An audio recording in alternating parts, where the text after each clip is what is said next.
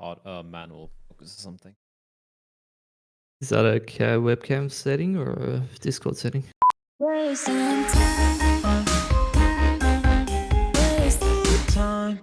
Well, since Bleh is good to go, we are back with another episode? Can I even talk? It's been that long. I've forgotten how to talk. But yes, it has been a long time since we did Geographically. Fuck you. It's been a long time. All right, I'm trying to do an intro here. Let me do this seriously. Since we did Geographically Challenged, actually, I looked at it and it was the 17th of March, which was the last episode that we did. Oh, so 2 that months. was actually 2 months. So it's been about 2 months. Now, you might be wondering why that is. We've all been busy. I was casting like 3 fucking different games for like 2 months. Pilski's been doing Valorant, you know, obviously just like everyone else. He's jumping ship, and Bleh's been casting PUBG Mobile and stuff like that as well. So we've just been busy. We haven't really been able to find time. We've been a bit lazy as well, but hopefully we'll be able to kick things back into gear. And I think there's a fair bit for us to talk about here as well, because we've been obviously absent for a couple of months now. I want to sort of, I guess, first bring it back to you two. How are you guys going? I mean, it's been such a long time since we caught up. Pilski, you're looking pretty comfy. You're looking pretty good. Pretty happy. Dude, you got to keep warm. It's fucking freezing in Australia. You know, some people don't realize it actually gets fucking cold. And although what feels cold to me probably doesn't feel cold to some people who are watching this. I don't know if that. I remember there was a guy like Frog with a Danish O or something like that. If Yep. he's actually Danish, then this is probably not cold to him. But or some other people. But yeah, I've been good. Honestly, man, like just been real life stuff for the most part. Like, yeah, I was doing a little bit of Valorant, you know, dabbling in other games and stuff like that. But, you know, it's hard to do a show about Asian CS when you just don't watch any, or there's not really a lot going around. And when there is some that is going around, you're not covering it, except for, you know, ANZ Champs, which we always do, Jordan. But yeah, I find it hard to talk about stuff that I haven't laid eyes on myself, unfortunately. I'm sure there's a few non-game related things that we can get your insight on, though, Pilski. There's been a few happenings in Asian CS that we do need to catch up on. Speaking of Frog with Danish Show, he is one of our patrons. If you'd like to be a patron, patreon.com/Elfishguy. And, you know, shout out to the 3 of you who are actually sticking around. I know we haven't done a show in a couple of months, so hopefully this whets the appetite a little bit. Bleh, how have you been? You've been stuck in Rona City, so you're living the high life right now, playing video games every day. Yeah, it's like the just dodging the Rona left, right, and center, the middle of the biggest outbreak in the world. It's fun times, Jordan. It's really fun times. But you know, I got had a few PUBG Mobile gigs here and there. Did a few Counter-Strike events. Did the DreamHack Masters recently, so that was a nice like reminder of why Counter-Strike is the best that we have. So it's not that bad considering it could be worse. So yeah, not really complaining here. Yeah, indeed. All right, well, let's dive into things now. The first one is, unfortunately for you, Pilski, not something that you probably did watch a lot of, the PWL Season 1 2021, but Bleh is going to be our expert here. He covered every day. I even managed to snake my way onto this broadcast somehow. I think the first one was because Dean was unavailable, and then the second one was because James Banks was unavailable, and so I did manage to snake myself a couple of shows, which I was quite happy about. But the results, maybe, I suppose we can sort of touch on briefly. I mean, Vici won. Tyloo came second. Invictus came third. Wings Up came fourth. And then D13, Checkmate, 4th, 5th, 6th. New Happy, Renewal, 7th, 8th. And as a result of that, Tyloo and Vici are now even on RMR points, I believe. I think Tyloo came into 2021 with 100 points by essentially winning the RMR 2020 season. And then everything gets reset back. And so Vici got 100 more points out of this tournament, but now they're even. So whatever that next tournament may be will eventually decide who's ahead. At this point, it's probably looking like that will be Vici. First things first, though, I guess I'll throw this one to you, Bleh, because you were there. Surprised at all? I feel like I wasn't particularly. You know, Vici did drop the customary series to Tyloo in the bracket stage, but once they got to the grand final, they sort of showed up. Yeah, it was the placement. They had this weird second stage thing going in this format, right? So you had the group stage, there's 2 groups, double elim, round robin rather, and then they had this double elimination sort of like bracket where if you went flawless, you would go directly to the finals, right? Played out in single elim. So I didn't read too much into the result of Tyloo beating Vici in that game. Obviously, it was still very closely contested. I want to say that Vici haven't really changed much. I didn't see too much of an improvement overall, apart from Advent actually fragging out quite decently, which was a pleasant surprise for me. Jamyoung looked, Kazi and Jamyoung looked like the two best players as they've always been the past 1 year, in my opinion. And then for me, the biggest surprise for Vici would be Zoking and Alman, especially Zoking looking super consistent while still playing the same role he does earlier, being that hard entry, being kind of like the mid-round in-game caller for the team as well. So they looked good. But I also want to, bring up the caveat that if you look at Invictus, no Xiaosage, they look really super shaky. The Mongolians failed to deliver. And then you have, of course, Tai Lu just playing a super loosey-goosey style of Counter-Strike, which hasn't seemed to have changed at all in the past 1 year, which is so unfortunate. And if you look at their group results, right, Tai Lu didn't drop a single game there. They beat Invictus, they beat D13, and they beat New Happy. Now, if you look at the score lines, you're going to be like, yeah, Tai Lu, as usual, winning pretty convincingly. But for me, it was more like Tai Lu just bullying these teams by going for the usual individual plays, like attacker, danking, all these guys just running into your face, brute forcing their way to a win.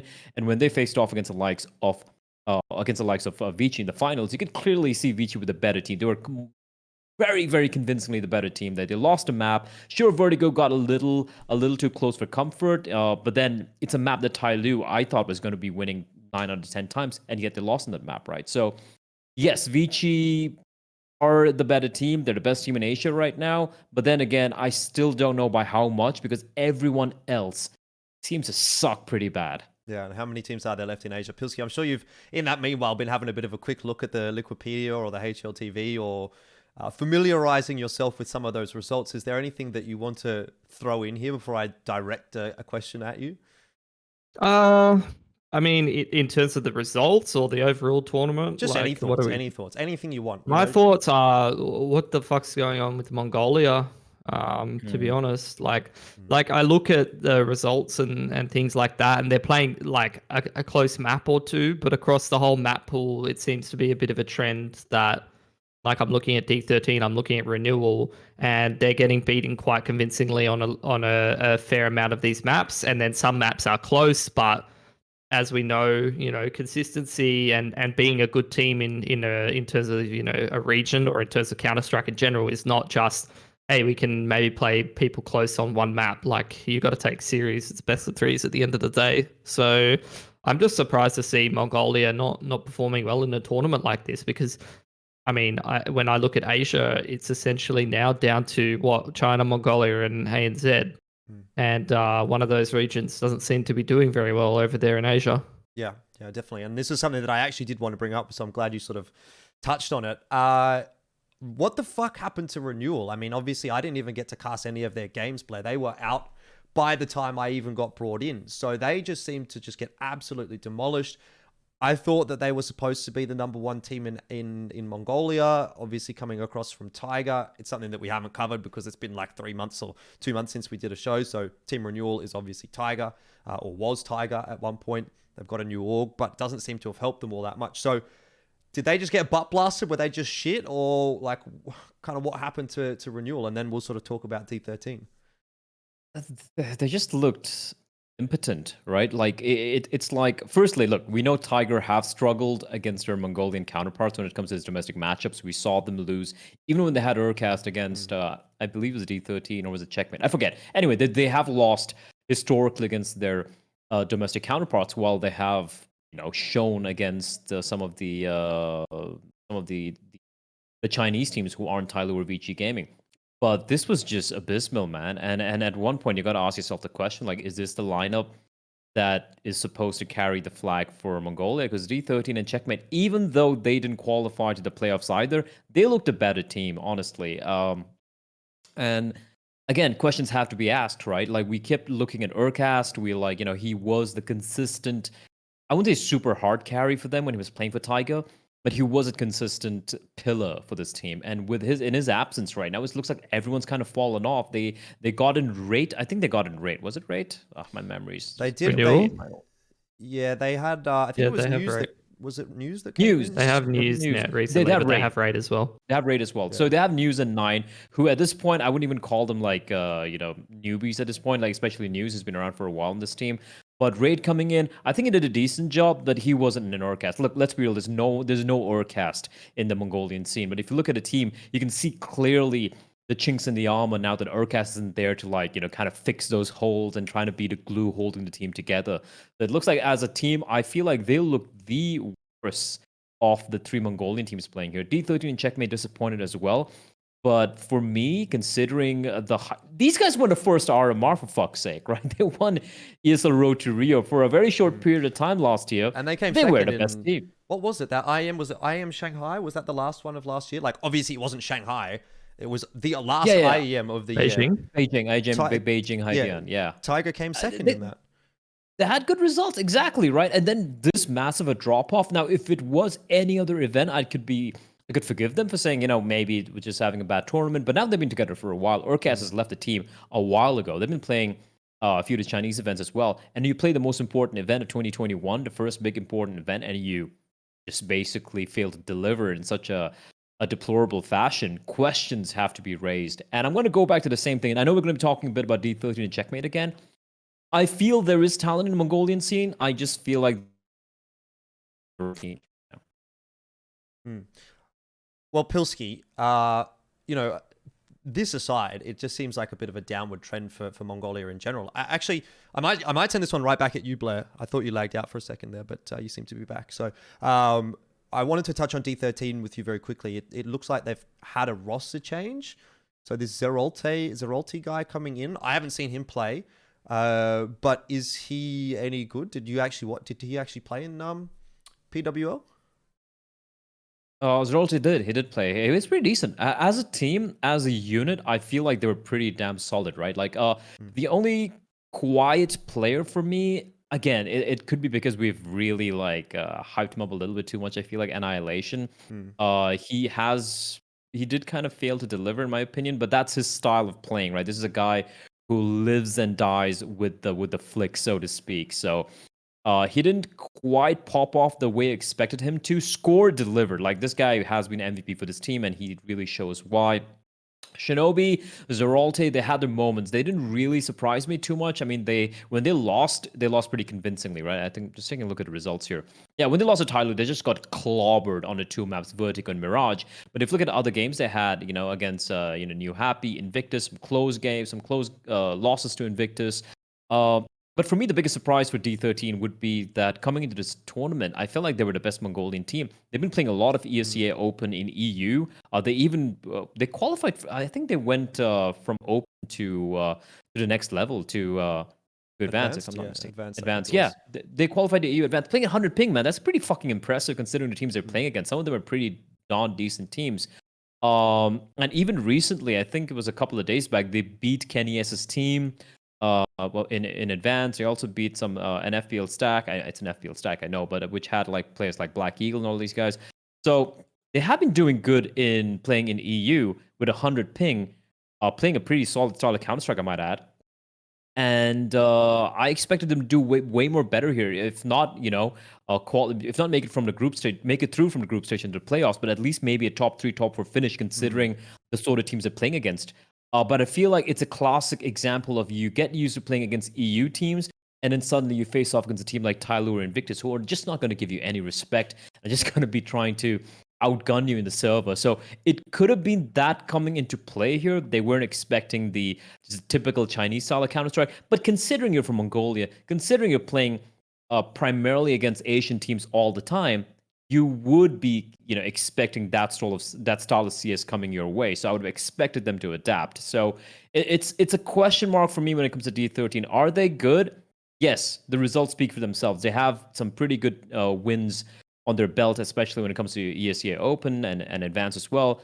But when it comes to the Chinese teams, they still don't seem to have an answer. Yeah, and I want to send this in a different direction as well. I think it's a pretty good segue into Invictus Gaming. Pilski, I know, again, you didn't cast or watch a lot of this show, but how fucked do you think Invictus Gaming would be or are without Xiaosage?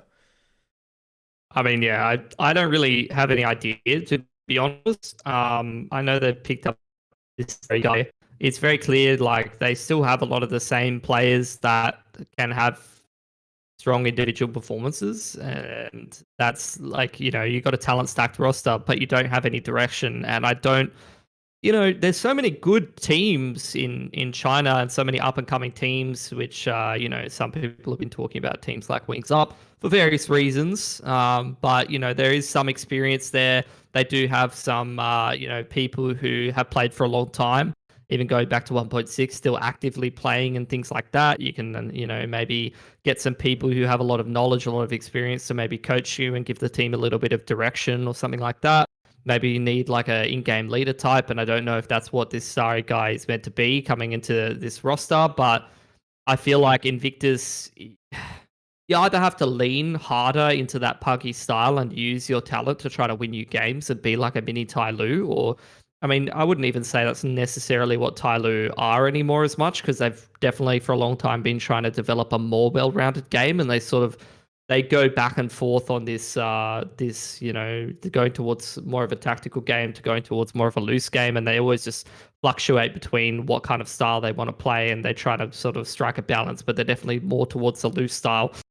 I mean, I guess you either need to put your faith in somebody to sort of lead the team and make the best out of the talent, and I have no idea who that would be in terms of the Chinese scene, but there's more than enough teams there who have some tactical depth in China that someone can probably do the job. I have no idea who that would be. Or you go lean harder into the pug style and try to get your wins there. But I feel like both of those options are not going to put you above Vici or Tai Lu. So all you're really doing is trying to play third fiddle in terms of the Chinese scene and make sure that you don't lose to the Mongolian teams, which at the moment it looks like they're doing a pretty good job of beating themselves. So, funnily enough, on that point, I was actually looking at a team roster sheet for another tournament that's coming up, which is the OEL X Hyperion server tournament, which we'll talk about in a second. And I looked at the Invictus roster and it had Vadim, and he wasn't on like the core 5, but he was like in his 6th slot. So I'm kind of looking at that and going, I wonder what's like, is he a coach? Is he involved with the roster, or is it just a mistake? Anyway, I thought I'd bring that up. I think that's food for thought. Do you have anything you want to throw in here for Invictus Bleh? I mean, I'm sure you said it all on the show, but... I could add one more thing. Our boy Flying, he shit the bed. My boy, he just crapped the bed so badly. He's not even calling. I thought he was probably like in-game leading. Maybe that's why he's got, you know, the classic having to call for the team, therefore having a dip in form. No, it's Destroyer still calling for the team, taking the reins over Xiaosage, and he was the lowest rated player in the team for the entire RMR event. That is shocking for me. This is a player, whenever whenever we have that end of the year of the best potential Chinese team we can cook up, we have those discussions, he's always there in the discussion, right? He's like, yeah, we got Jam Young, with Kaze, we pick up maybe slowly or a danking or an attacker, and we throw in Flying over there. Boom, we got an A-tier team right there. No, he was terrible. He was atrocious, individually speaking. And the questions have to be raised right now. Like, was he really, you know, did he really shine in the old Invictus lineup because of the way Xiaosage set him up? Was there? I really didn't go too in depth, you know, with demo watching to figure that out. But I feel like there has to be something there which has changed for Flying to have such a massive drop off. He was losing duels, which I really wouldn't like. Just go back a few months back, I'd be like, yeah, he'll be winning those duels easy. This is a guy who could go toe to toe against the best in Asia, against even Tai Lu, even against Vici Gaming, and for him to struggle so massively, it comes to what Pili mentioned. Like, if Invictus wants to go this huggier approach, they need Flying to deliver as well. And if he's not delivering, then I have some big question marks with his team. The new addition coming in the form of Starry, I don't think it was that bad. I think he did the best with what he's been given, considering the team looked very, very loosey-goosey. And when I say they look loosey-goosey, dude, like, there was no utility usage. There were certain maps where maybe they threw like 4 or 5 flashbangs, and that's about it. Like, the utility usage was completely absent. And this is, again, with the very low standards I have when it comes to Asian Counter-Strike utility usage. Even by those standards, it was almost non-existent.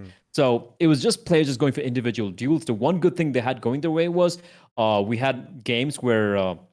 what's his face? Bottler was popping off. He was just hitting headshot after headshot as an entry. He was doing a great job. And then the next game, when he quietened down, it was Flying stepping up. Sorry, not Flying. It was Viva stepping up, of all people, and really delivering, right? So it was individuals carrying Invictus to high finish in this event. That is not sustainable. They need flying to come back, and like Pili said, they need to find some semblance of structure, or else I don't think they're going to be able to hold on to this top 3 placing in Asia for very long. It's a very, very shaky position they find themselves in right now. I really like listening to Dinko actually when he was watching those Invictus games, because I feel like he's going to end up as like this. I don't know how old he is, but like he's like, what, 20 years old, 18 years old or something like that. He's going to end up as this like... He's 21, I think, but he's old. going to be 30 very soon. That's what I was going to say. He's going to end up being like a 21-year-old bald kid that's been pulling all of his hair out watching Invictus Gaming, because he was just absolutely molding that whole time. It was quite enjoyable. Anyway, did you have something there, Pilsky? Yeah, you can. So this is actually Flying's performance graph. I mean, it's just a little screen cap, but basically when the last perfect world RMR from last year is when he had, you can see on the left side, it's like a 1.2. And then ever since the middle point of 2020, he's been on a steady like performance decline ever since like the middle of last year. So even with Xiaosage on the team, he hasn't done that well. And I was actually thinking to myself, like, even on that old edition of like Chinese and Russian Invictus Gaming, like you were saying, Jordan, he was like still kind of like a standout player for them in like somewhat structure, but also like a little bit loose. So, I mean, I have no like no suggestions as to why his performance has dipped as much, but that's like exactly when it's been happening. It's been on like a steady decline of performance since the middle of last year. So maybe it's just a big slump, like slowly slipping downhill into a slump, because he's definitely He did seem to have a pretty solid start to not start, like I think he had one good tournament, right, in March or April. Let's have a look. Anyway. Yeah, anyway. I mean, we've talked a lot about PWL. I think we've sort of covered the major things.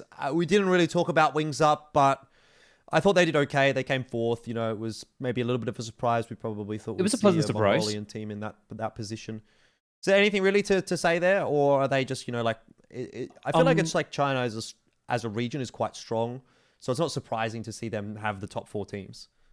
So he's sorry to pick up what you were saying before. His sick tournament was some of FunSpark Ulti.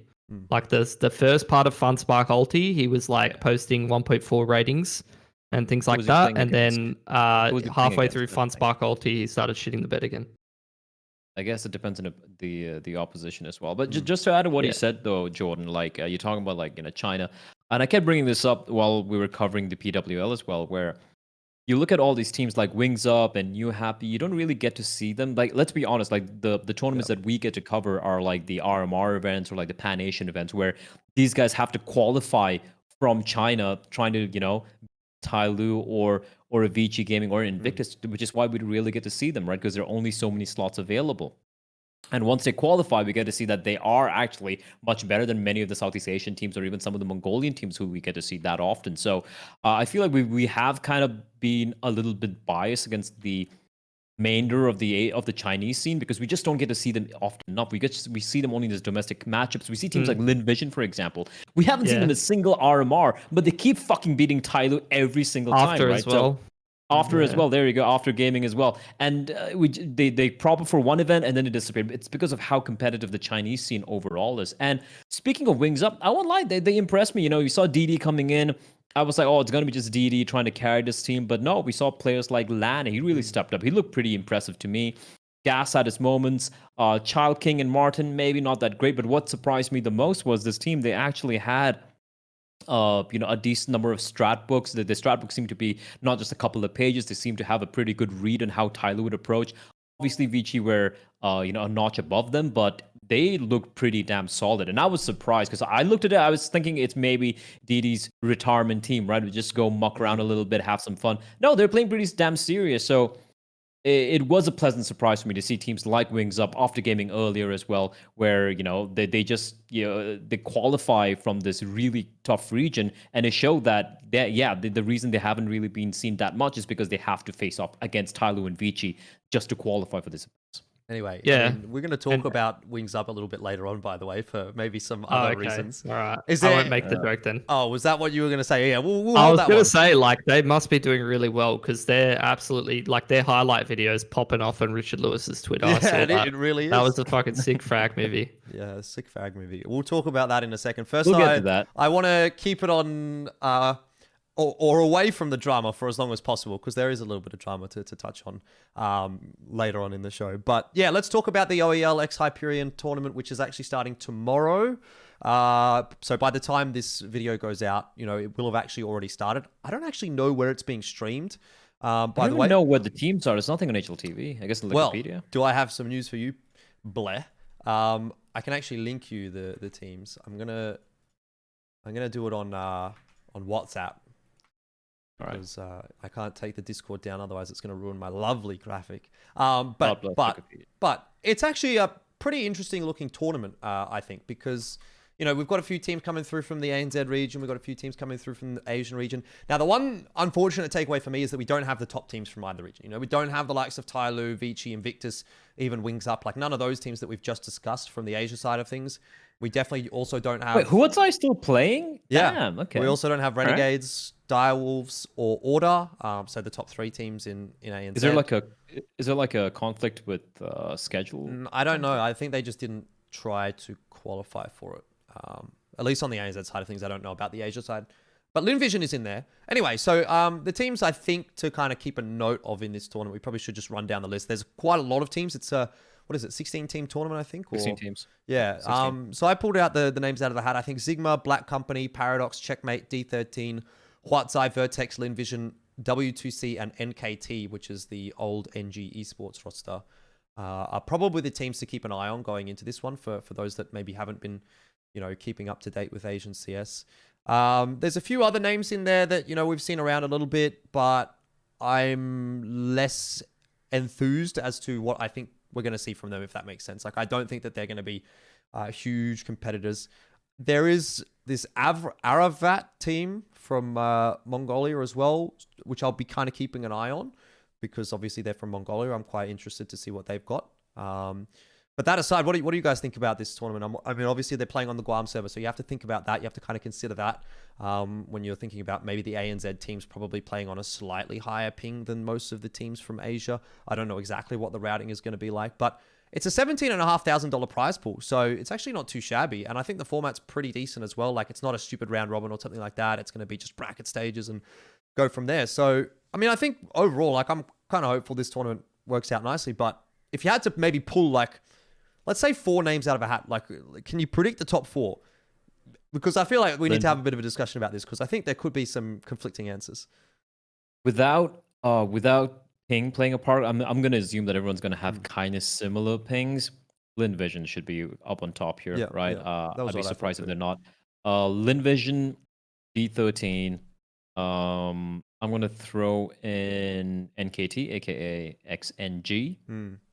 And I have to say Sigma. I'm looking at all the teams from your part of the world, and I know some of these names. Like, I know Paradox Esports. I've seen them play. I wasn't really impressed with them last time I saw them in OPL. I can recognize a couple of players like Calamari and playing for Fury. I don't know anyone from Caught Off Guard. I know a couple of guys from Vertex, obviously Apoc, Dutton, Raffleco. Maybe Vertex, but if you ask me to pick only 4, I'm just going to go with the initial 4 I mentioned. D13, NKT, Lin Vision for sure, and Sigma. Oh wait, Checkmate's there as well. That's a rough one. That's a tricky one. Yeah. Yeah, I'm gonna go with this one. I think D13 are more solid than Checkmate right now. Yeah. All right, Pilski. I'll give you a little sneak peek here, because there was some predictions going down in the Discord for the casters for this, which is, I'm casting, and then there's a bunch of other Aussie guys casting as well. So, how many of them are going hard on the Aussie players? Yeah, this is where I want to, get your thoughts. It's none of the Karath, Mac, yourself, or so you 3 are not in this casting this. So I just want to point that out there. There's a bunch of guys though that kind of cover like tier 2 AUCS that are covering this. So yeah, I'll give a little bit of a sneak peek. I can already kind of guess what they're predicting. They've pretty much all predicted for the Aussie teams. I can't actually bring it up on my screen right now because I'll scuff things. Like, listen, but like, so it's not Mitch gonna has happen, to be. boys. Look, It's Mitch not has gonna to be the tiebreaker, right? Like Mitch is Aussie, but he watches Asian Counter-Strike as well. So There's he's no the one. way Mitch is predicting for I'm the telling ANZ you teams. right now that unless the top 4 will be Asian teams, but the outside chance at having an Aussie team in the top 4, and it would be on paper, in my opinion, there would be upset matchups. Is that Vertex and Paradox are both structured teams who work quite hard and do play more of like an EU-esque style of Counter-Strike and try to play properly. And I think that if those guys play a good game, their style could actually work quite well against the Asian teams. But they need to. That's the thing. They need to be on top of their like individual skills. And I don't know how the server is going to work out and all that kind of stuff. But I do think that Vertex and Paradox have a decent shot at actually upsetting some of these teams, because they have like the thing that I think is very like sketchy about a lot of Asian teams is their map pool and also the strategic aspect of the game. On skill alone, I think these Asian teams would blow the Aussie teams that are in this tournament out of the water.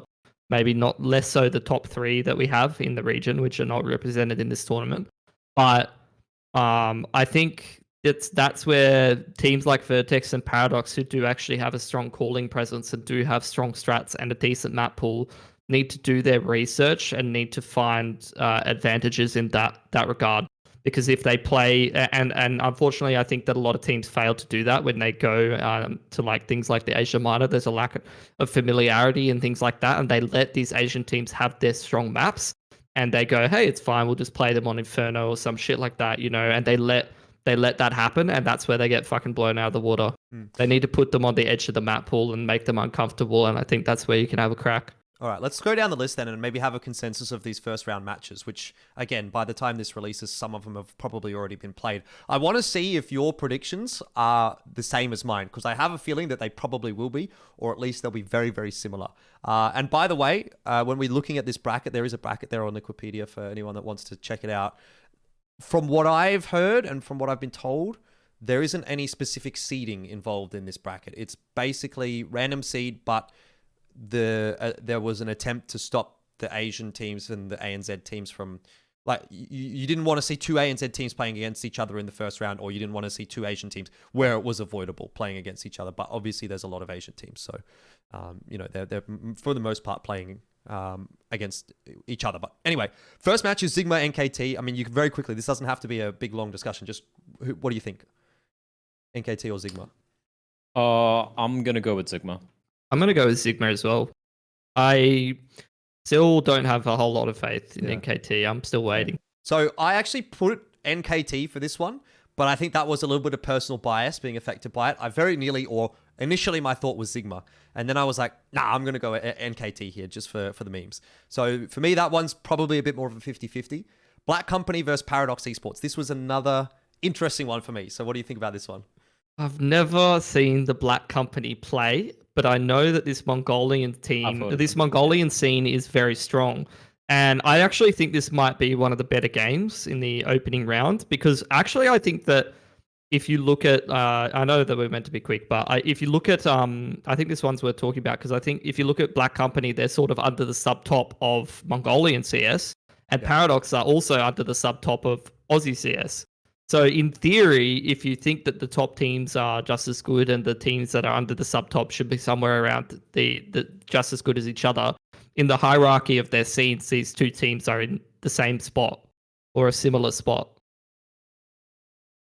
Anything there for you?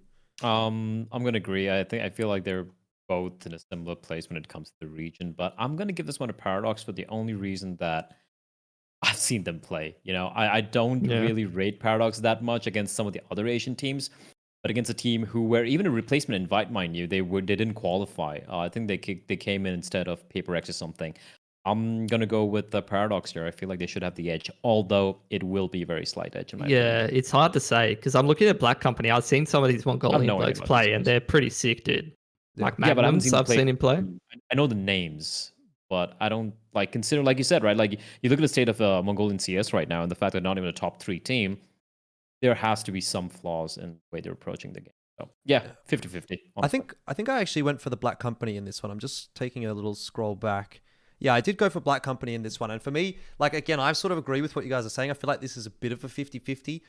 The tipping point was, I think that the Mongolian teams probably will have a little bit of a better ping advantage going to the server. So I sort of You know, I knew Well. Paradox played in the ROG Masters tournament where That's that was on true, though. Singapore. Well, I I don't don't know know if that's true. Yeah. If they're Mongolians, because isn't Mongolia one of those It's like the landlocked. further away servers Yeah, from it's- the It's Central weird. Asian It is servers? going to be weird, yeah. Yeah. I did see Paradox play in that ROG Masters tournament though, and I thought that they did struggle a little bit with the ping, and they sort of said they had to change their playstyle a lot and that kind of thing. We saw a lot of MP9s and that kind of shit. So I'm holding off judgment on this server situation until I see it happen, but I'm obviously not holding out hope, put it that way. Okay, so then we have Checkmate Fury. I think this one should be pretty straightforward. We're all going to go Checkmate. Yeah, not really much to touch on there. Fury, sorry, fellas. D13, 100 ping. I mean, if you ask me who's on 100 ping, I probably wouldn't even know. But they're actually a team from Hong Kong who... Oh, it's Darkest. Yeah, by the way, apparently these guys beat Linvision in the qualifier. So I don't know what that means. I still think Linvision should probably be the best team in this tournament, but if they can beat Linvision, they can probably beat anyone in this tournament. But I'm still going to go. I'm still going to go D13. Well, they don't have to beat Tyloo because they're not playing in this one. So also a little bit of tidbit. Darkest. If memory serves me right, he was kind of banned from match fixing a while ago. Well, speaking of which, that'll be the next topic. Anyway, carry on. I still feel, I agree with you guys. I don't think 100 ping can win this. Okay. This is, I'm not even going to say it, actually. Come on, I'm not even going to say that Unfiltered. statement. Pilsy unfiltered. I can't believe that I lost that game. I had so much ping. This Guam server is really not what I thought that it could be. Well, lucky for you, Pilsky, and lucky for most people, I think HLTV is not covering the first round matches. Anyways, Huatsai versus Bizarre Gaming. I fucking don't know, actually. I'll give it a Huatsai. Yeah, I want to give it to Whiteside, but that's the thing that most people from Asia won't actually know is like Bizarre is like the super sub team of players who actually can play pretty good and play like Oceanic FPL and have some experience and stuff. And I don't know who they're using, but they could actually put together a pretty decent roster. And I know that Huatsai is like a team where well, I can tell you who's on their roster. Oh, who's on the Bizarre? sheet. Tell me. Let me just find it. This Liquipedia doesn't have it. Do some quick maths. We've got Mizzy, Guag, Reckons, Skull Hunter, and KO. Okay, Huatsai then. Wow, after that? Oh no. Yeah, well, look, that's the thing. That, like they've used like Swede or they've used like Panic in ANZ Champs and stuff like that. No. Like you add another good player. I like, think this is Bizarre. actually what their roster is supposed to be. By the way, like this is now the not sub roster anymore. Okay. Anyway, yeah, I went Huatsai here as well. I think this should be pretty clean for Huatsai, to be honest. I think they're just gonna fucking bang them out. I'm also just gonna take that back. I can't find any articles in Darkest. I'm confused whether it was Darkest or someone else. There was a Hong Kong player, pretty well known one, who got caught with betting, match fixing, that sort of thing. So I could be mistaken. So I will withdraw that statement for now. Okay. Well, that's always good. He's been around for a while, by the way. For a long time. Yeah. Wow, For a Darkest. long time, I'm seeing 1.6 highlights on his Wikipedia page. Yeah. Let's go. Yeah. So Yeah, he can. let's He go. WCG 2008. All right, another interesting game actually is Vertex versus W2C. So that one, that's another question mark one for me as well. Who did I go for here? I'm just having a quick look. WTC has Hasteker, who just came out of D13, and Mara, who was like Mongol's old coach, and Mongolian Darkest as a coach. Oh, There you go. another Which one. Darkest is it, Blair? Spill the beans, mate. I don't think it was Darkest. It was another Hong Kong player. I just can't remember. But yeah, Mongolian Darkest. Well, that's news, dude. I don't know. This is I don't know, man. Like again, these Mongolian teams. There's someone like if we had someone who like knew the Mongolian scene really well, I'm sure that they could get. Dude, Bartek, Mara. Yeah, I'm going with them. Oh, really? I'm gonna go with very- Vertex. I'm gonna go with believe in WTC for Vertex. this one. I'm gonna go with WTC. I see. Here's where maybe we're seeing some of that ANZ bias through. I actually went Vertex for this one as well. Obviously, they're the only Aussie team that I predicted out of these first round matches, and for me, this was a hard one as well. But I think Vertex is actually a legit team. I just don't know again how this ping is going to affect them, and whether or not they're going to put 100% into this game because of that. You know, It depends. Yeah, it really. I mean, it depends on a lot of factors, but like in a dream scenario where Vertex is playing a good game and like they're in their element, they're in their comfort zone, and they have a good veto and things like that up against some of these Mongolian teams. Like I don't know what these Mongolian teams think about some of the AU CS teams that we have and things like that, but a team like Vertex is actually kind of like a nightmare in tournaments like this because they actually have strats and they actually try to improve and they use like up to date things that are meta and whatnot and put in the effort. And those kind of things are the things that will give you consistency and work well for you. But that's where that like sort of random element comes in where you don't know how loose a team like WTC is going to be. It's almost like an Asian minor kind of thing all over again. You can copy paste the same arguments.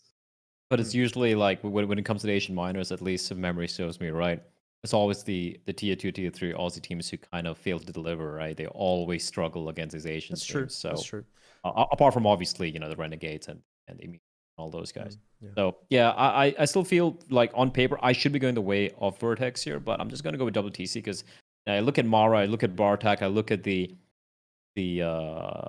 circumstances around this event, online Guam servers and everything. And these guys, let's be real, the Mongolians, they're like used to the 100 ping. Yeah. So I'm just going to give this one to them. Yeah, they are. They're much more used to playing with bad ping than a team like Vertex is. That's a good point. Caught off guard versus Aravd. I don't know if that's how you pronounce the name. Yeah, I have no idea. I look. I think it's Aravd.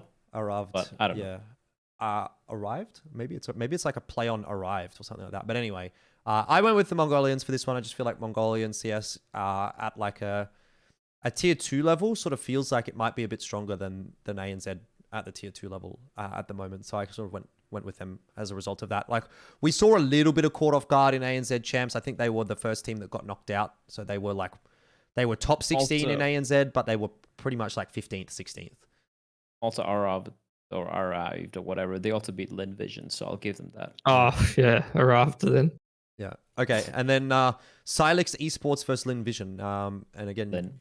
I haven't really seen much from this Silex roster. I do see Yellow, who is a bit of an OG, but I don't know any of the other names, to be honest. And obviously, they're up against Lin Vision. So we're all going to say Lin Vision here for this one. So those are the predictions. We're pretty much leaning towards the Asian side of things more so than anything else.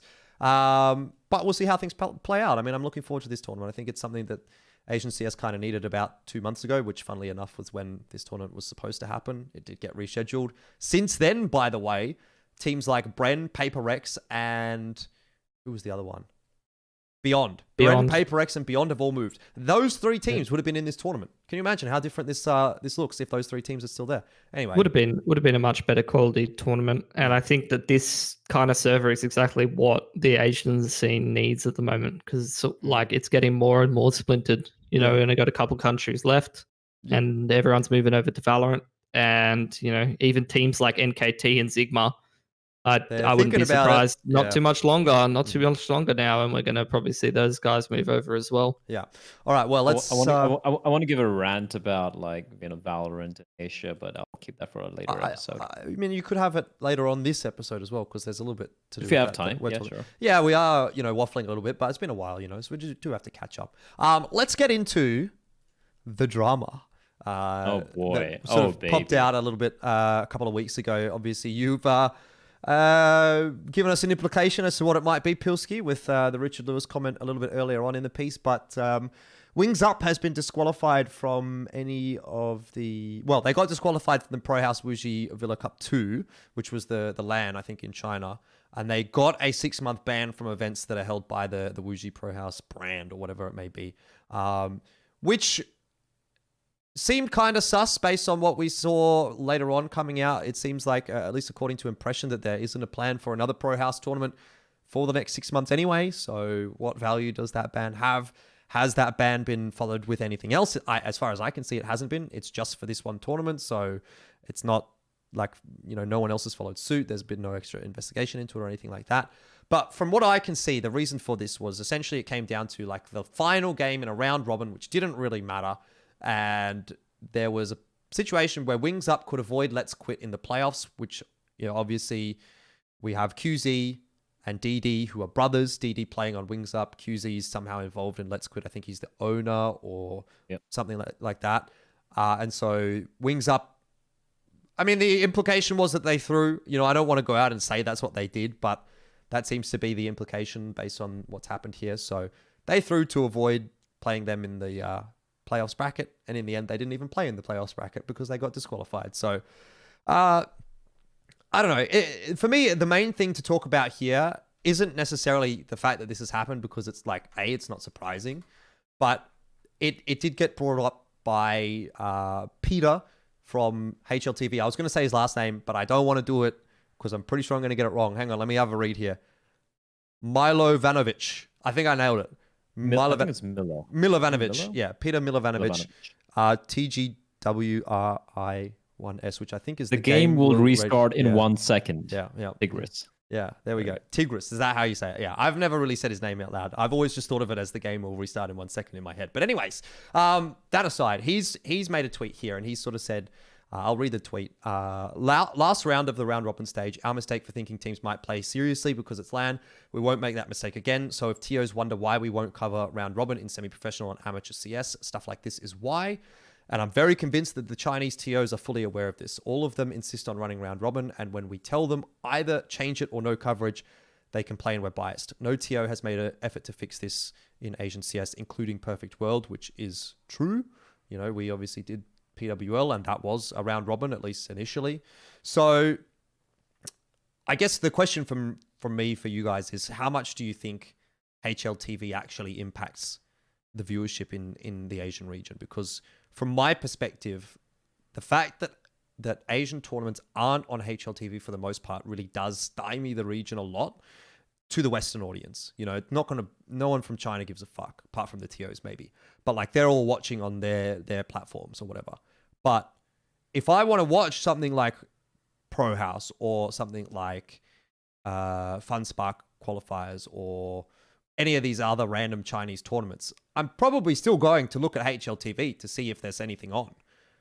It's only when you dig deeper on Liquipedia that you actually see these tournaments even exist to begin with. So it's quite disappointing. Like, I get where HLTV is coming from. I completely understand why they don't want to cover these tournaments, because they're bullshit. It's bullshit, this kind of stuff that happens. But I just wish HLTV would cover Asian CS, you know? What pisses me off about this entire situation is HLTV are not at fault here at all, firstly, right? Let's entire bias bullshit some of the TOs bring up with. Let's like take it back a step, right? Firstly, the TOs having this round robin format, it's fucking garbage. I hate round robin. I feel like there are much better formats out here right now. You look at the way, you know, Blast and Pro League and all these guys have been doing tournaments this entire past 1 year, the online era. I think they've figured out multiple solutions which you can apply. But no, all these TOs in China, they want to do the round robin format, which can lead to scenarios like this. Secondly, I want to touch on Wings Up over there. Sure, you want to avoid meeting, let's quit because of the conflict of interest and everything, but blatantly throwing like that is, and it was fucking blatant, man. Like, a blind man could tell, like, they were purposely trying to lose that game. That's just bullshit. You can't do that. You can't do that, especially for me personally. Like, you are insulting the game itself, right? A game which I love, which we all love, and which we all want to really see grow. And in a time like this, where the game is struggling in Asia, where 70-80% of the teams have left and joined another game, and you continue to do this bullshit, that's garbage. Like, that deserves nothing but complete disdain, at least from me. Now, when it comes to the Chinese orgs and them not giving a shit about international viewership, you can't exist in a fucking vacuum. You can't just, have your little whatever tournament structure in China and be like, yeah, we don't care about the rest of the world. It doesn't work like that, because the rest of the world will move on. They won't give a shit about the Asian region, because they'll be like, oh, there's nothing going on. Heck, for fuck's sake, man. I want to watch Asian games. I want to see what's going on, and I don't find any events, like you said, Jordan. Like, I have to go to Liquipedia. I have to dig deep to even know what's happening in Asia right now, and that is not good. That means you're not going to get invites. That means you're not going to be getting enough slots for other events happening. Forget the majors or whatever, like even some regional events where Asia might get 2 or 3 slots, you won't be getting those because they don't even know these tournaments exist. And the reason these tournaments are not shown on HLTV is because of bullshit like this. So they're being very, very myopic with their outlook on how Counter-Strike is in the region and how esports is supposed to be. It's not about whether, you have like 100,000 viewers on your particular streaming platforms. It is still an international esports. It's not like a game which is only played in China. And if you want your region, if you want to look at a bigger picture, and if you want a region to be represented more international scene, if you want more people to have eyes on Asian Counter-Strike, you can't have these sort of like scenarios arising because of you just not willing to try other formats, or because you want more games for your betting partners, or whatever the reasons you have. It just doesn't work. And it pisses me off even more because right now we need more events happening in Asia and in China in particular. We need more teams coming out, more players coming out, so that the region doesn't die as a whole. We still have a handful of teams remaining, guys. Like, let's not kill it for the rest of them, right? And the fact that this is happening now, it boggles my mind. It's incredible that this is even allowed to happen. And even after this ban of Wings Up for the 6 months, it's still going to happen. Nothing's going to change. I hate to be the cynic, but nothing is going to change. And that, it just hurts me. It hurts me, it hurts the game, and it hurts the scene. Pilsky, what do you think? Oh man, like this is such a loaded question. And I love I don't questions. think, but like, you know, whenever I try to like give my opinion on something like this, I don't feel like I have enough expertise to like properly do it justice and understand like it from as holistic of a perspective as I need to, because the truth is, I mean, I think this is a truth for a lot of people. I don't understand what's going on in the heads of Chinese tournament organizers, and I don't understand what the people who keep organizing these one-off tournaments and things like that, and not doing English broadcasting and stuff like that, are thinking, and why they do the things that they do. I mean, I completely agree with everything that Bleh said, and I think that if you ask what the impact of HLTV not covering Asian games is that it's absolutely massive. I don't know what's going on. I love to keep informed about what the results are in Asian CS and who's doing well and things like that. And if it's not covered on there, I don't have access to it at the end of the day. And it's basically like just keeping things in a small sort of bubble. And I don't know what metrics a lot of these Chinese TOs are looking at or whatever, but if the metric is that they want viewership and they want international exposure, then HLTV is key to that. And I don't know what the reason is for the pushback on HLTV, because it is the gateway to the international community. Sites like that have always, in every version of every esport, are necessary. You need to be exposed to the international audience in a game that's played internationally. So the saddest thing for me is that it feels like the actions of a very, very, very few amount of people are really fucking over an entire region. Yeah. I 100% agree. I 100% agree, because I've never been able to get it. It's like these people that have control over an important region, or have control over certain tournaments, are just making to us fundamentally incorrect decisions, and I can't even understand what the reasons are for that, apart from, okay, if they're like corrupt or something like that, they're doing it for a profit motive and they don't care about the sport, then fair enough. Like that's their prerogative and that's what they want to do. And in which case, HLTV, the actions that they're taking is exactly what I would do as well.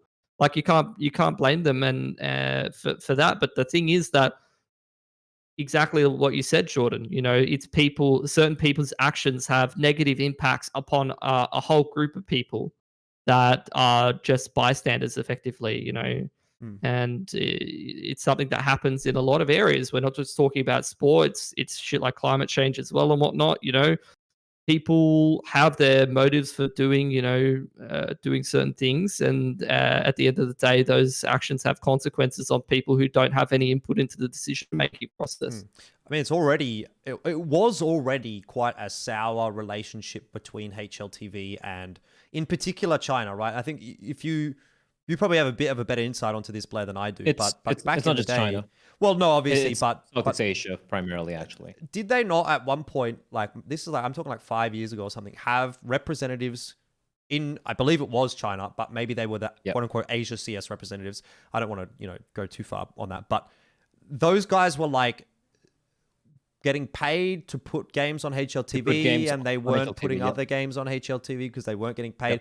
So that already was part of the problem, because then you didn't have a representative from the region. Obviously, Flames did a pretty good job. I don't know what he's up to these days. I'm sure he's still involved, but like it felt like that soured a lot of HLTV's not representation, but opinion maybe of the Asian CS scene quite a bit. Or more like, I just want to add on to that. Like, yes, that also happened. And at one point, I can completely understand why HLTV just wanted to wash their hands off the matter, right? They're like, all right, you're a region which isn't anyways driving much traffic for us, right? And I'll be real, HLTV, we're doing a favor. And they also wanted to be like, hey, we are the website for global CS. Global CS, so which is why we want to make sure that even Asia is represented. But if they're going to be having to spend time, manpower, and hours trying to weed through all the bullshit that's going on, especially when even their own employees being hired from Asia are going to be corrupt like this, they're like, fuck this shit.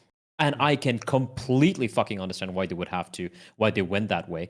And when I started seeing a few Asian games being highlighted on HLTV a couple of months back, I was pleasantly surprised. Yeah. I was like, damn, it's back. They're finally getting Asian Counter-Strike back on HLTV, which is not just, RMR events. This is good stuff. This is good news for the scene. And immediately a month later, I see Wings Up pulling that bullshit off. So, yeah, fuck it, dude. Yeah, it's pretty unfortunate. Yeah, not really much to say on the topic from me. I mean, I kind of wonder, like, and it's something that I'm sure there's an answer to this that I'm just ignorant of because I don't have my head around a lot of this kind of stuff. I'm so focused on, like, the results and the storylines of the teams that I don't feel like I said, I have a holistic enough perspective on everything that's happening, and I don't have a lot of the critical information to actually form a opinion that's worth anything. But the way that I look at it is that as long as betting is involved and, you have these Chinese games, then that's going to be a problem. And I don't know if there's any way to take that component out of the coverage or whether that is something that's just inherent with being tied into the coverage, or maybe it's not worth it to provide the coverage unless there's some kind of betting element. But, until that fundamental problem is solved and, it's the same as fixing any other problem with to do with corruption, or you try to look towards the same sort of solutions. It's you have to take the incentive away for people to be corrupt, or give them an incentive to make the right decisions. And I don't know where that lies. Yeah, I just wish, like, I know there's a lot of people that could make a difference, but they're all sort of predisposed doing other things. Do you know what I mean? Like, where are all the good people in the right decision-making positions in this respect? Well, too busy doing other things, There has to be an incentive. There has to be an incentive at the end of the day to fix the problem. There has to be. And all these people that could solve the problem are being incentivized to do other stuff, which is more worth their time. There's just not a good enough incentive to solve the problem, or it's not possible for it to be solved, at least in that region. I mean, it comes down to, look, when you go all the way down to the most core component of Counter-Strike or esports, right? It comes down to the players, right? If there are no players, if there are no professional players, there is no esports. And when the players themselves are going to be doing bullshit like this, I can totally understand why these, the people we said, like people who we expect to do better, would just wash your hands off this and be like, what, fuck this shit. We're just going to move on and do our own thing. I can completely see that. Because if players are going to be this fucking dumb and this fucking blind, do not understand the consequences of their actions, well, there's so much you can do, right? Yep. Anyway, let's move on to another disappointing topic. It'll be our last proper topic for today.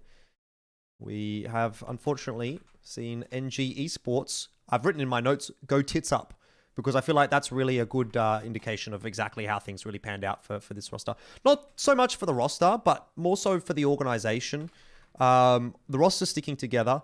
I'll read you guys the tweet that Impression put out after NG Esports sort of died, I suppose, as an organization. He says, utterly disappointed at the kid that was our CEO. Absolutely Why do you have a kid as a CEO? Well, I don't know if he was actually a kid, but anyway, absolutely abhorrent and unacceptable behavior. But that's what happens when greed takes over. Hoping to see a better tomorrow. On a more positive note, if you're looking to invest into and or sponsor an esports team with a good backbone and a foundation already built, do not hesitate to reach out. Our team, both on and off the server, is ready to perform at peak levels in order to pull us to the very top. So I went and asked Impression, I said, what actually happened here? Because I sort of felt like the writing was on the wall with this NG roster. Again, I say roster. What I mean is team or organization. With this NG Esports organization, when they announced the team. Because question was, who the fuck were they? Who was this team? who was this organization that was able to pick up 5 of the best talents in the Asian region, put them all on a salary, buy them out of contracts as well. You know, like Xcurate came from Tyloo, so you know what's going on there. Urcast comes from Tiger. I'm sure there was some buyout involved with that. CBBK from Beyond or from Lucid Dream, I think. I can't even fucking remember. Doesn't matter. But there was buyouts, there was rosters, there was salaries. These guys are not like plebs that they got brought into just a new team to sort of build up a brand recognition. This was supposed to be like a tier 1. This was supposed to be like Asian Phasian, you know? We're talking about them like FaZe from the Asian region. They obviously haven't really held up that candle. But I said, what the fuck happened here? Like, and he said, basically, this guy scammed the entire org. He said, like, apparently he scammed his own mum. So I don't know. That kind of tells you exactly what kind of this guy is like. But okay, I don't know.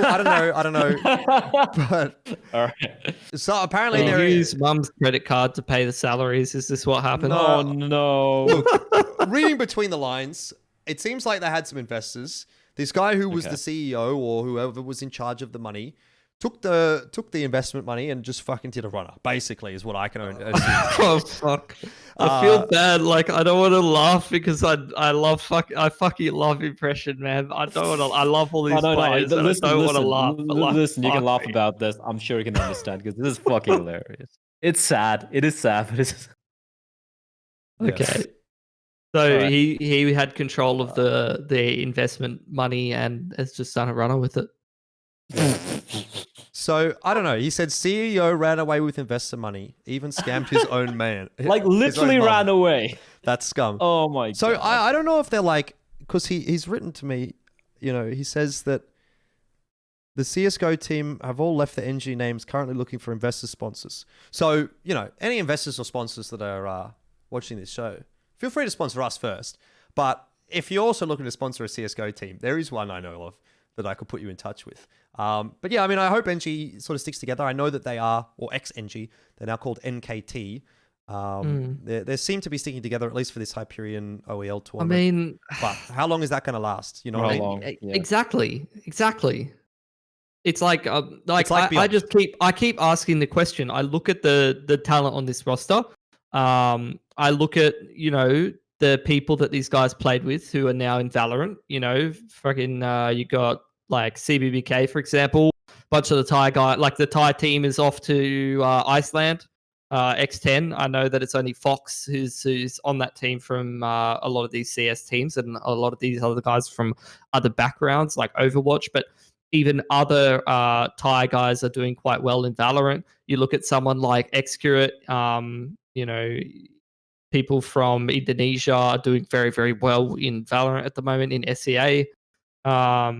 You know, someone like Zine. I mean, Vision Strikers has got rid of Glow. I know that this guy would have had offers from Korean 100%. Valorant teams. At what point do you stop? Do you stop just getting put in the bin in Asian CS and decide to make what is at this point? You know, it's been quite a while. This team really hasn't had that many results. At the moment, I think it's fair to say that it's just the right decision to just move on. Yeah. And it sort of ties in with the next topic. You know, I think we can sort of lump these two together in that Beyond or the ex-Beyond roster has moved over to Valorant, that being KNTZ, STK, Myrolls, QQ, and Olivia, who is now going under the alias Victoria. I'm not really sure what the deal is with that, but anyway, he likes to be called a girl name. It's a secret. Yeah. It's a secret. Look, on he Pilsy. basically has a new girlfriend every couple of years, and he puts her name up every time. Yeah, maybe That's that's true. true. Maybe that's true. I have a hard time believing that those. Wait, his girlfriend's Thai? 'Cause Probably. I don't know that many. Maybe that's. I don't know that The- many that have that those kind of names. There But, are a few Asians who have very, very Western names. Yeah. Fair enough. Anyway, like obviously, this is kind of why I wanted to tie it together, because to me it feels like the exact same situation, right? You've got a team who's pretty decent, probably could be pretty good in Asia, maybe even top 4 if they really had a good run. Okay, that's Beyond. Same for NG. Obviously, NG wasn't able to really show it, but if they had a good support staff and good sort of team culture around them, I think they could have been a good team. You see Beyond lose their org. Their org essentially moved from being a esports org to like more of a content creation org, and so they basically booted their esports team.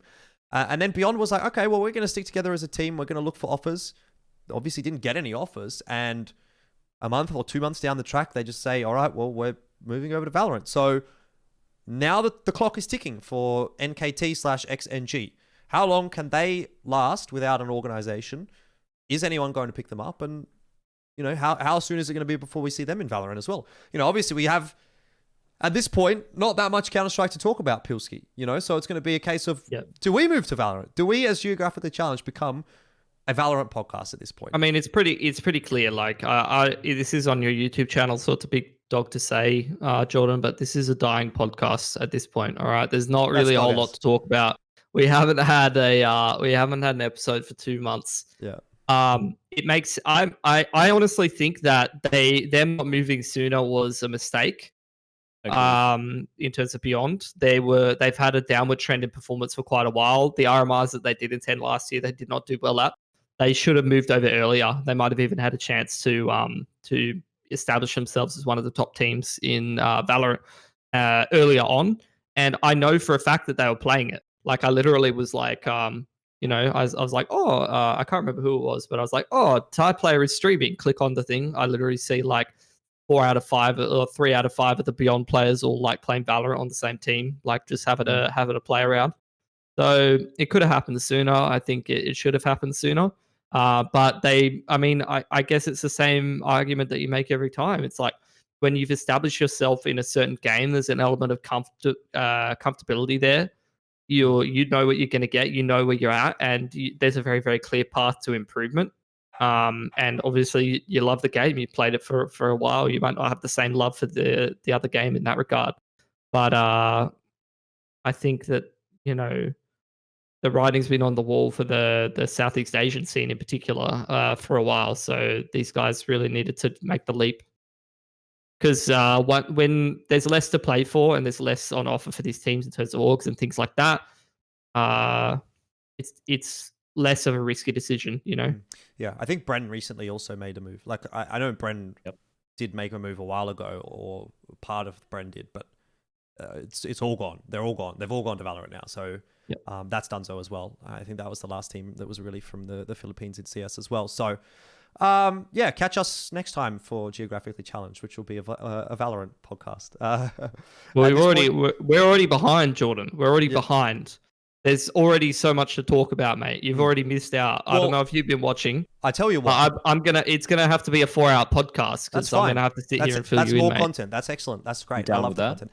Now, what we wanted to do, and we probably won't because we're fucking lazy shits, and we also won't have time, was to do a bit of a breakdown of the Asian CS teams, or the Asian Valorant teams that were previously CS teams that were going to be competing over at Reykjavik in Iceland for VCT. We probably won't have time to do that because we're going to be too busy this weekend. It starts next week on the 24th.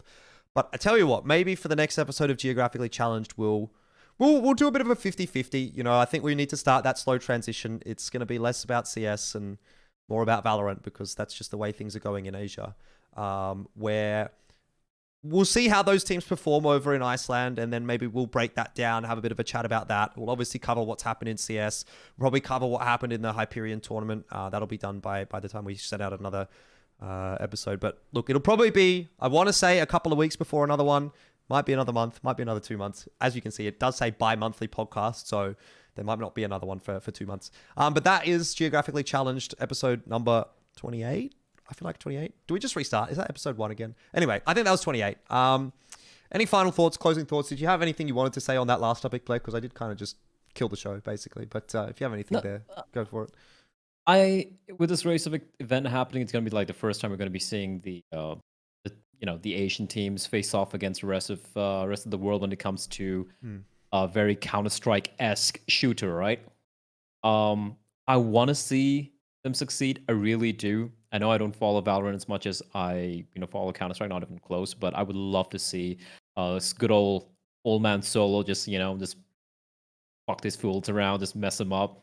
But I just also want to state that you look at all these teams from Southeast Asia and the rest of Asia, apart from the Koreans, they've all transitioned over to Valorant, right? And call me a cynical old fool, and you can probably, and if I'm wrong, I'll be happy to be wrong. You can probably quote this, what I'm going to be saying right now, and probably clip it and bring it back in the future. But I feel like it's going to be the same old shit. Like 5, 6 7 years of Southeast Asian Counter-Strike, there were opportunities. Opportunities dried up eventually because there was no real success happening. There was been a fuck ton of events. And sure, Valve probably didn't try as much for Southeast Asia, but have Valve ever tried for the rest of the world? No, they haven't, right? There have been qualifiers, there have been events in the region. They were just shit teams. I'm sorry. There was always potential, but no one really fulfilled their own potential. There was always shit teams. Everyone played the same kind of garbage way of CS where there was no real improvement. There was no real progression or evolution. We were years behind the meta when it came to how to approach professional Counter-Strike. And maybe Mitch can correct me if I'm wrong here, but I've seen a few games. I've seen a few of these teams play.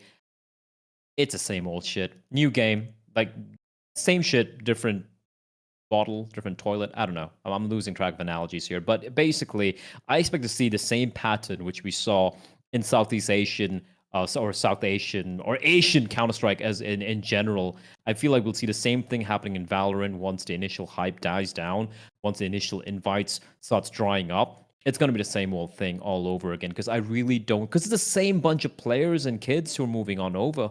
And already we can see a lot of match fixing and shit happening in Singapore and Southeast Asia already within a few months of the game being launched. It's the same cycle, man. I've been through this cycle at least 2 or 3 times from 2007, 2006. It's the same old fucking shit. Only difference being it's a new developer this time around. It's a new game, but it's the same old fucking shit. Good way to end the show. What about you, Pilski? I don't know. It's going to be interesting to see. I think it's a unique thing because it's a brand new game that people still haven't figured out. And also, it's very, very clear that there's a lot of people that aren't endemic to Counter-Strike involved, which adds a little bit of a different dynamic. And a lot of people who are having decent performances don't necessarily have a Counter-Strike background in some of these Asian regions. So I'd be interested to see how it all boils down. And I don't think that Iceland is necessarily going to be a good representation of what the scene in general, like the global scenes, looking like, because the qualification... I don't think that the early Valorant tournaments and the qualification system across multiple regions have necessarily been that great. I really don't like the way that they're doing it. So...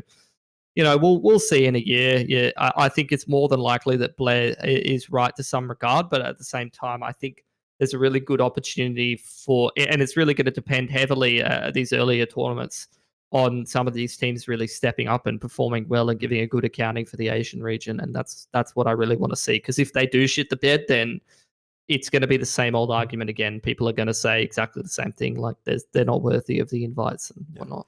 Yeah, I mean, I sort of to echo your thoughts. I take any new game with a grain of salt when it becomes an esport for at least 12 months. It happened the first time I really sort of noticed it was in Overwatch. Everyone fucking jumped on Overwatch. It was like, yeah, this is gonna be sick. There was so many teams that were like absolutely doming people for the first 6 to 12 months. But then once the actual endemic Overwatch players started to sort of come through, all the players that moved over from, well, not all, but a large majority of the players that moved over from the likes of Team Fortress 2 just started to be like old boomer dads, and they weren't even that good anymore. So 100%. Waiting for that to happen, really. I'm still not invested. It's all the hardworking people. Like some people are still playing Counter-Strike and stuff. Like I've even been coaching some people who are asking me, things like, oh, what's the best way to play this or whatever. It's like, dude, in like a year from now, people are going to look back at the play styles of now and be like, wow, everyone was so shit. Yeah. Like no one was good. Dude, like you go back to some of the major games from 2013, 14, and you're like, holy shit, everyone was so bad, right? Yep. Yeah, old mate, fucking Legendary Eagle in matchmaking could have dropped to 30. Yeah. Anyways, look, that'll probably wrap us up. Obviously, you can support us on Patreon, patreon.com/Elfishguy, if you want to buy us a beer when we do inevitably get to the, what are we going to call it? The Valorant Asia tournaments that we're going to all end up casting at some point down the line, which will probably never happen. But hopefully we'll get to catch up at some point, and hopefully I'll be able to buy you guys promised beer.